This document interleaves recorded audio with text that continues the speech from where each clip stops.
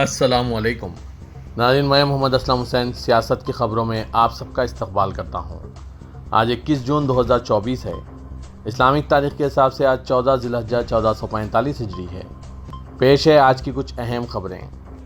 صدر جمہوریہ ہند دروپدی مرمو نے آج جمعے کو یوگا کے عالمی دن کے موقع پر پوری عالمی برادری بالخصوص ہندوستان کے شہریوں کو مبارکباد پیش کی اور کہا کہ یوگا جسمانی، ذہنی اور روحانی تندرستی کا ایک طریقہ ہے۔ صدر مرمو نے آج یوگا کے 10ویں عالمی دن کے موقع پر یوگا بھی کیا۔ پوری عالمی برادری کو، خاص طور پر ہندوستان کے ہم وطنوں کو بین الاقوامی یوگا ڈے پر میں مبارکباد پیش کرتی ہوں۔ انہوں نے کہا کہ یوگا انسانیت کے لیے ہندوستان کا منفرد تحفہ ہے۔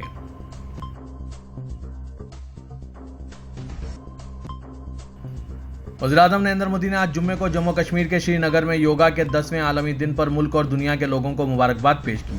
انہوں نے یہاں ڈل جھیل کے کنارے واقع SKICC میں شرکاء سے کہا کہ کشمیر اور شری نگر کے خوشگوار ماحول میں ہی انسان کو اس طاقت کا منفرد احساس ملتا ہے جو یوگا ہمیں دیتا ہے۔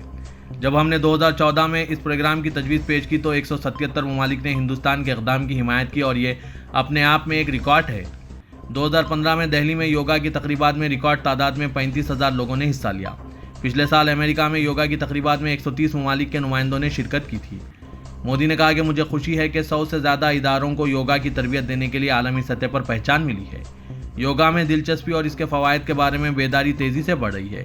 مودی نے کہا کہ عالمی سطح پر جب میں لیڈروں سے ملتا ہوں تو وہ مجھ سے یوگا کے فوائد کے بارے میں پوچھتے ہیں۔ عظیم عالمی رہنما یوگا کو اپنی روزمرہ کی زندگی کا حصہ بنا رہے ہیں۔ واضح ہے کہ پچھلے 10 سالوں سے ہر سال 21 جون کو بین الاقوامی یوگا ڈے منایا جا رہا ہے۔ اتر پردیش کے وزیر اعلیٰ یوگی آدتیہ ناتھ اور گورنر آنندی بین پٹیل نے آج جمعے کی صبح راج بھون میں بین الاقوامی یوگا دن کی تقریبات کی قیادت کی۔ اس تقریب میں اتر پردیش کے چیف سیکرٹری درگا شنکر مشرا سمیت بڑی تعداد میں سرکاری نوکرشاہوں نے بھی شرکت کی۔ اس سال کے جشن کا theme yoga for self and society, ذاتی بہبود اور کمیونٹی کی صحت پر یوگا کے اثرات پر زور دیتا ہے۔ اس تقریب کا مقصد نچلی سطح پر لوگوں کی شرکت کو بڑھانا اور دیہی علاقوں میں یوگا کو فروغ دینا ہے۔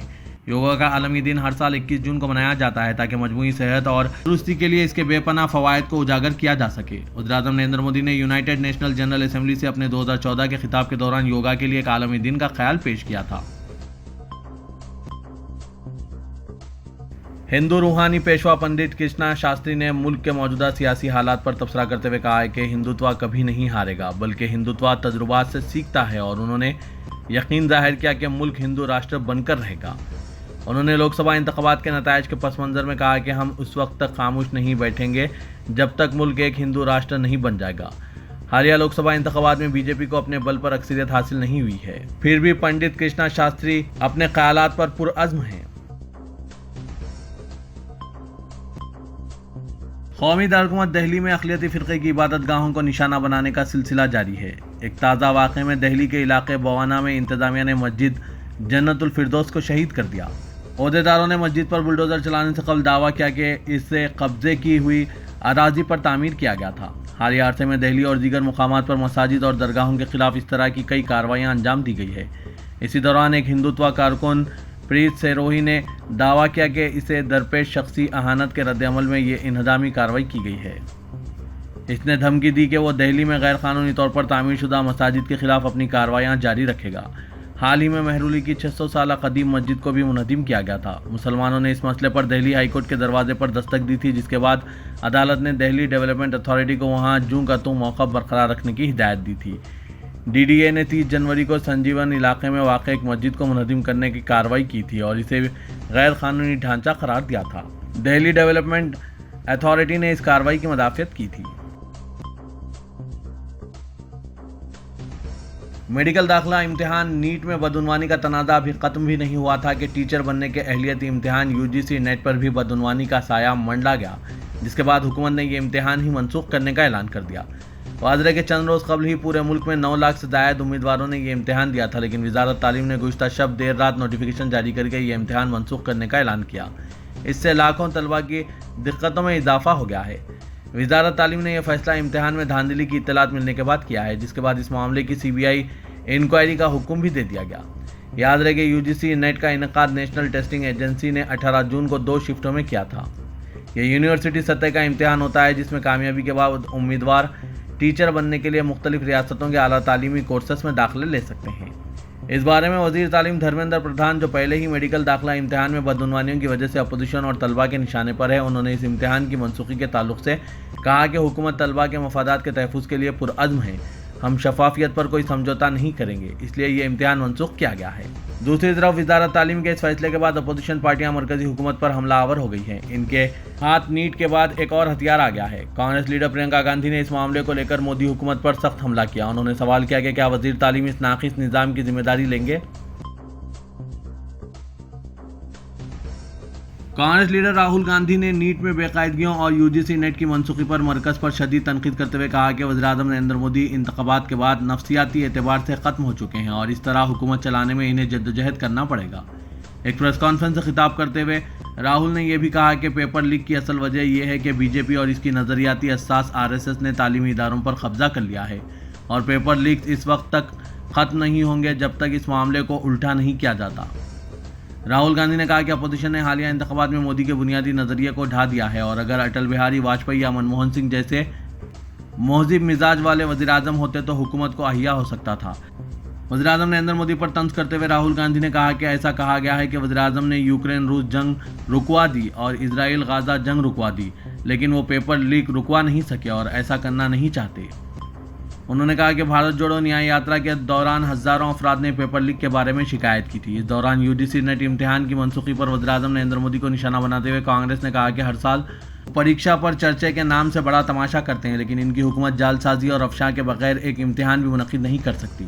اپوزیشن پارٹی نے وزیراعظم سے یہ بھی سوال کیا کہ آیا وہ لیک پر اسپیک کریں گے۔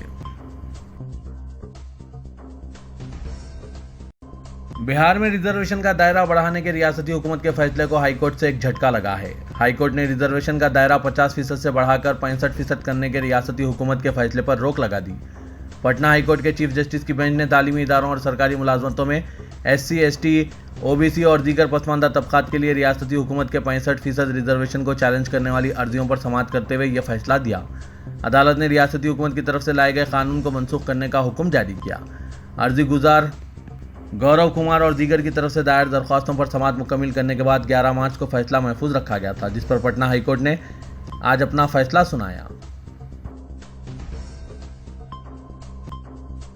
جمعیت علماء ہند کے صدر مولانا ارشد مدنی نے چھتیس گڑھ میں ہجومی تشدد میں 3 مسلمانوں کو بہمانہ طریقے سے زدوکوب کر کے قتل کرنے کے واقعے پر شدید برہمی کا اظہار کرتے ہوئے اس کے خلاف پارلیمنٹ میں سخت قانون سازی کا مطالبہ کیا۔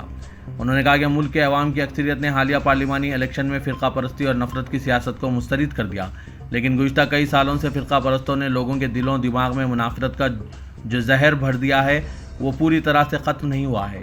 چھتیس گڑھ کا یہ واقعہ اسی بات کا ثبوت ہے۔ انہوں نے کہا کہ چھتیس گڑھ کے رائے پور میں شرپسند عناصر نے درندگی اور حیوانیت کا مظاہرہ کر کے انسانیت کے دامن کو داغدار کر دیا ہے۔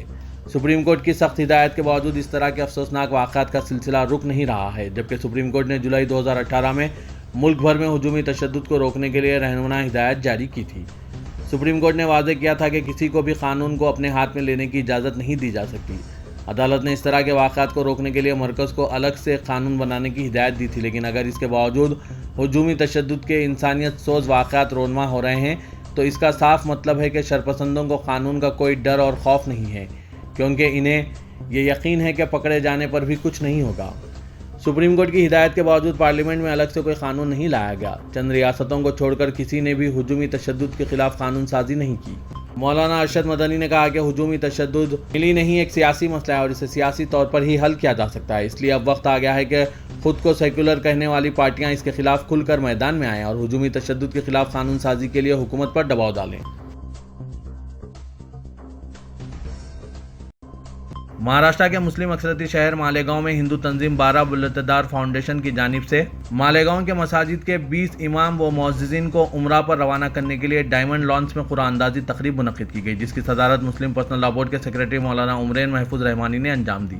شہر کی سیاسی، سماجی و ملی شخصیات نے اس تقریب میں بڑی تعداد میں شرکت کی۔ اس دوران قرآن اندازی کے ذریعے 330 درخواستوں میں سے 10 امام مسجد اور 10 مؤذنوں کو عمرے پر روانہ کرنے کے لیے انتخاب کیا گیا۔ اس موقع پر رکن اسمبلی مفتی محمد اسماعیل قاسمی نے بارہ بلتدار متر منڈل کے صدر بنڈو کاکا بچھاؤ کی ستائش کرتے ہوئے کہا کہ بنڈو کاکا نے نفرت کے اس ماحول میں اس کام کے ذریعے پورے ہندوستان کو گنگا جمنی تہذیب اور بھائی چارے کا پیغام دیا ہے۔ انہوں نے کہا کہ بنڈو کاکا اپنے کاروبار کی حلال کمائی سے امام و مؤذنین کو عمرے کے لیے روانہ کر رہے ہیں اور عمرے کا یہ سفر بالکل جائز ہے۔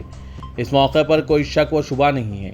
اس درمیان بالا بتودار متر منڈل کے صدر بنڈو کاکا نے کہا کہ سب کا مالک ایک ہے اور یہاں جو بھی ہوتا ہے وہ مالک کی مرضی سے ہوتا ہے۔ اس کی مرضی کے بغیر کچھ بھی نہیں ہو سکتا۔ یہ جو عمرے کا سفر ہونے جا رہا ہے یہ بھی مالک کی مرضی سے ہو رہا ہے، بس اس نے ذریعہ ہندو تنظیم کو بنا دیا ہے۔ صدارتی خطاب میں مسلم پرسنل لاء بورڈ کے سیکریٹری مولانا عمرین محفوظ رحمانی نے کہا کہ عمرے پر جانے والے خوش نصیب امام و مؤذنین سب سے پہلے بنڈو کاکا کے لیے اللہ پاک کی بارگاہ میں دعا کریں، جن کی کوششوں کے ذریعے یہاں تک پہنچے، اور ان کے لیے بھی یہ دعا کریں کہ ان کے لیے دنیا و آخرات میں کامیابی کا راستہ کھول دے۔ اب انہیں مقررہ وقت پر سفر عمرے کے لیے روانہ کر دیا جائے گا۔ اس بیچ بنڈو کاکا نے قبرستانوں میں اپنی خدمات انجام دینے والے 10 افراد کے ناموں کی قرعہ اندازی کر کے ان ناموں کا بھی انتخاب کیا ہے۔ ناظرین، نفرت کے اس ماحول میں ایک ہندو تنظیم کی جانب سے اس طرح کے اقدام پر آپ کی کیا رائے ہے؟ کمنٹ کے ذریعے ضرور بتائیے گا۔ عتیق احمد کے بھائی اشرف کی بیوی زینب فاطمہ اب تک فرار ہے۔ وہ پولیس کی گرفت میں نہیں آ سکی ہے، لیکن ان کی غیر موجودگی میں پریاگراج میں واقع ان کے عالیشان مکان کو آج منہدم کر دیا گیا۔ زینب فاطمہ کی عالیشان کوٹھی پر پولیس فورس کی موجودگی میں انتظامیہ نے بلڈوزر کارروائی کی اور دیکھتے ہی دیکھتے 5 کروڑ لاگت کی ملکیت زمیندوز ہو گئی۔ یہ کارروائی وقف بورڈ کی 50 کروڑ روپے کی ملکیت ہضم کرنے کے معاملے میں انتظامیہ کے ذریعے کی گئی۔ پولیس کا کہنا ہے کہ اشرف نے پریاگراج میں واقع سلاپور میں وقف بورڈ کی زمین پر قبضہ کر کے اپنی شریک حیات زینب کے لیے 5 کروڑ روپے کی عالیشان کوٹھی تعمیر کروائی تھی۔ تلنگانہ کی ریونت ریڈی حکومت نے انتخابات سے قبل 6 ضمانتوں کے وعدے پر عمل کے لیے وسائل اکٹھا کرنے پر توجہ مرکوز کر دی ہے۔ 6 ضمانتوں کے تحت وعدوں کی تکمیل کے علاوہ کسانوں کے قرض معافی اسکیم پر عمل آوری حکومت کے لیے چیلنج بن چکی ہے۔ چیف منسٹر ریونت ریڈی نے واضح کیا کہ ان کی حکومت 6 ضمانتوں کے علاوہ کسانوں کے قرض معافی اسکیم پر 15 اگست سے قبل بہر صورت عمل کرے گی۔ اس کے علاوہ ریاست میں فلاحی اسکیمات پر عمل میں کوئی رکاوٹ نہیں ہوگی۔ ذرائع کے مطابق وعدوں کی تکمیل کے لیے درکار فنڈز کے حصول کے سلسلے میں چیف منسٹر ریونت ریڈی نے ماہرین معاشیات سے مشاورت شروع کر دی ہے تاکہ سرکاری خزانے میں فنڈز کی فراہمی کو یقینی بنایا جائے۔ اطلاعات کے مطابق چیف منسٹر ریونت ریڈی اور ان کے کابینی رکن نے حال ہی میں ریزرو بینک کے سابق گورنر رگھورام راجن سے ملاقات کی اور وسائل اکٹھا کرنے ان سے تجاویز طلب کی۔ بتایا جا رہا ہے کہ 6 ضمانتوں اور کسانوں کے قرض جات کی معافی کے بشمول دیگر وعدوں پر عمل کے لیے حکومت کو 1 لاکھ کروڑ کی ضرورت پڑے گی۔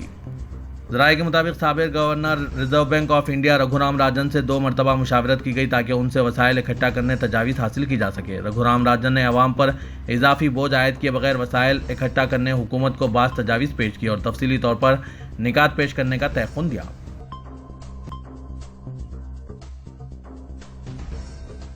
تلنگانہ کے وزیر انفارمیشن ٹیکنالوجی ڈی سریدر بابو نے مرکزی حکومت سے مطالبہ کیا کہ نیٹ امتحانات کے پرچوں کے افشا اور دیگر بے قاعدگیوں پر موقف کی وضاحت پیش کریں۔ اسمبلی کے میڈیا پوائنٹ پر وزیر انفارمیشن ٹیکنالوجی نے نیٹ امتحانات کے سلسلے میں طلباء میں پائی جا رہی بے چینی پر رد عمل کا اظہار کیا۔ انہوں نے کہا کہ اس بات کا واضح ثبوت حاصل ہو چکا ہے کہ نیٹ امتحان کے پرچے کا افشا ہوا ہے اور مخصوص ادارے کے طلباء کو آل انڈیا رینک حاصل ہوئے۔ انہوں نے کہا کہ مرکزی حکومت لاکھوں طلباء کے مستقبل سے کھلواڑ کر رہی ہے۔ سریدر بابو نے کہا کہ پیپر لیک کے ذمہ دار عہدیداروں کے خلاف سخت کارروائی کی جانی چاہیے۔ انہوں نے کہا کہ نیٹ امتحانات کے شیڈول کے اعلان کے بعد سے ہی مرکزی حکومت نے کئی بے قاعدگیوں میں ملوث پائی گئی ہے۔ امیدواروں کے امتحانات میں شرکت کے لیے آن لائن درخواست دینے کی مہلت میں توسیع کا طریقہ کار بھی ٹھیک نہیں تھا۔ کئی ریاستوں میں امتحانات سے قبل ہی پرچے کا افشا کر دیا گیا، جن میں بہار سر فہرست ہے۔ تلنگانہ کابینہ میں جاریہ ماہ کے اواخر یا آئندہ ماہ کے اوائل میں توسیع کی تیاریاں کی جا رہی ہے۔ کہا جا رہا ہے کہ وزیر اعلیٰ تلنگانہ ریونت ریڈی لوک سبھا انتخابات کی مصروفیت کے بعد اب کابینہ کی توسیع پر توجہ مرکوز کیے ہوئے ہیں۔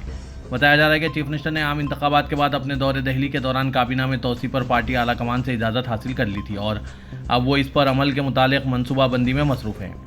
تلنگانہ کابینہ میں فی الحال چیف منسٹر ریونت ریڈی کے ساتھ جملہ 11 کابینی وزراء ہیں اور چیف منسٹر کے پاس اہم قلمدان بالخصوص وزارت داخلہ، وزارت تعلیم، وزارت بلدی نظم و نسق کے علاوہ جی اے ڈی موجود ہے۔ ذرائع کے مطابق کابینہ میں توسیع کے اقدامات کے دوران مختلف طبقات کو کابینہ میں نمائندگی کی حکمت عملی تیار کی جا رہی ہے۔ کہا جا رہا ہے کہ کابینہ میں اقلیتی طبقہ بالخصوص مسلم نمائندگی نہ ہونے کا جائزہ لیتے ہوئے مسلم نمائندے کو بھی شامل کیا جائے گا۔ علاوہ ازیں کابینہ میں جن اضلاع سے کوئی نمائندگی نہیں، ان اضلاع کو بھی نمائندگی دینے کا جائزہ لیا جا رہا ہے۔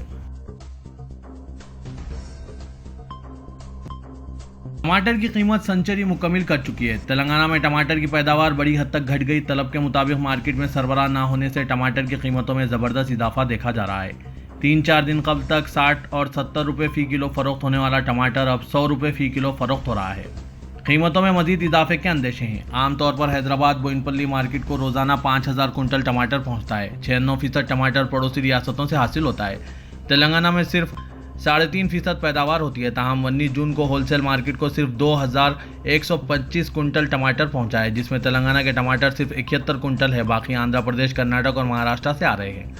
गजवेल, मेरचल, जहीराबाद, तूपरान, विकाराबाद, शामीरपेट, सिद्दीपेट, भोंगीर और गढ़वाल से जो टमाटर आता था वो नहीं आ पा रहा है। धूप की शिद्दत से टमाटर की काश्त पर असर पड़ रहा है। पैदावार घट गई और तलब में इजाफा हो गया, जिससे कीमतें आसमान को छू रही है। तेलंगाना में अपोजिशन पार्टी भारत राष्ट्र समिति के कम से कम 10 अरकान कौंसल इम्कान है कि हुक्मरान कांग्रेस में शामिल हो जाएंगे। मालूम हुआ है कि साबिक चीफ मिनिस्टर के चंद्रशेखर राव के वेलमा तबके से ही ताल्लुक़ रखने वाले बीआरएस के एक रुकने कौंसल ने गच्चीबौली में वाक़ अपनी रिहाइशगाह पर एक दावत का अहतमाम किया, जिसमें उन्होंने बीआरएस के अपने अहम क़याल बीआरएस अरकान को मदऊ किया। ज़राए ने बताया कि इस दावत में कई अरकान कौंसल ने शिरकत की, जिसके दौरान रियासत की ताज़ा तरीन सूरत हाल पर वसीतर मुशावरत और तबादला ख्याल किया गया। दावत का एहतमाम करने वाले रुकने कौंसल ने समझा जाता है कि अपने साथी अरकान कौंसल को कांग्रेस में शामिल होने की तरगीब दी, जिनका इस्तेदलाल है कि असेंबली इंतखाबात में खातिर ख्वाह मुजाहरा ना करने के अलावा लोकसभा इंतखाबात में इंतहाई नाक़िस मुजाहरे की वजह से बीआरएस अब अवामी एतमाद से महरूम हो गई है। 15 लोकसभा नशिस्तों के इंतखाबात में तो सिर्फ तीसरा मुकाम हासिल हुआ। ज़राए ने बताया कि पार्टी की रुकने कौंसल के कविता की दहली शराब मामले में तवील अदालती तहवील के मसले पर भी बातचीत की गई। समझा जा रहा है कि असेंबली इजलास से कबल बीआरएस के कम से कम 10 अरकान कौंसल कांग्रेस में शामिल हो जाएंगे। सदर हिंद मजलिस इत्तेहादुल मुस्लिमीन और रुकने पार्लियामेंट हैदराबाद असदुद्दीन अवैसी ने दिल्ली में एक और मस्जिद को बुलडोजर लगाकर मुनहदिम कर देने पर फिक्र व तशवीश का इजहार करते हुए इस वाक़े की सख्त मजम्मत की। इस ज़िम्मन में दिल्ली के एक सहाफ़ी की जानिब से मस्जिद के इंहदाम की वीडियो पोस्ट किए जाने पर असदुद्दीन अवैसी ने सोशल मीडिया प्लेटफॉर्म एक्स पर इस पोस्ट को दोबारा पोस्ट किया। मीर फैसल नामी सहाफ़ी ने अपने पोस्ट में दिखाया कि कई बुलडोजर्स क़दीम इबादतगाह को मुनहदिम करने में मसरूफ़ हैं।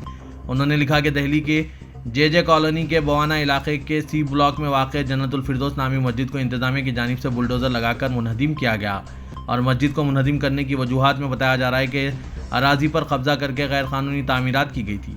असदुद्दीन अवैसी व सदर मजलिस ने इसी दौरान कौमी सतह के इम्तहानात की मनसूखी और पेपर लीक पर अपने तबसरे में कहा है कि नीट इम्तहानात के स्कैंडल के बाद अब यूजीसी नेट इम्तहान में भी मनसूख कर दिया गया, क्योंकि ये पेपर भी लीक हुआ गया था। मुल्क की हिफाजत बहुत बड़ी बात है। वज़ीर आज़म नरेंद्र मोदी की हुकूमत एक इम्तिहान भी ठीक से मुनक़िद नहीं कर पा रही है। कोमपल्ली की जेवरात की दुकान में बुर्का पहनकर लूट की वारदात अंजाम देने की कोशिश नाकाम साबित हुई। जुमेरात को 2 लुटेरे बुर्का पहनकर इस दुकान में दाखिल हुए।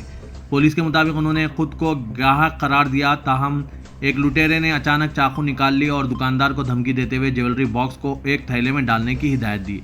ताहम जेवरात लूटने की इनकी कोशिश के दौरान दुकान का मालिक दुकान के बाहर आकर मदद के लिए चीख व पुकार करने लगा। दुकान में लूट का मंसूबा नाकाम होने पर लुटेरे मोटरसाइकिल पर वहां से फरार होने में कामयाब रहे। इसी दौरान दुकान के एक मुलाजिम ने इन पर फरार होने के दौरान कुर्सी फेंकी, ताहम ये दोनों फरार होने में कामयाब रहे। इसके बाद दुकान मालिक ने पुलिस से इस बात की शिकायत की। उन्होंने कहा कि लुटेरे बाज तिलाई जेवरात अपने साथ ले गए। पुलिस मेरचल रोड पर लगाए गए सीसीटीवी कैमरों के फुटेज के जांच कर रही है। पुलिस की क्लोज टीम के ओहदेदार वहां पहुंच गए, जिन्होंने शवाहिद जमा किए।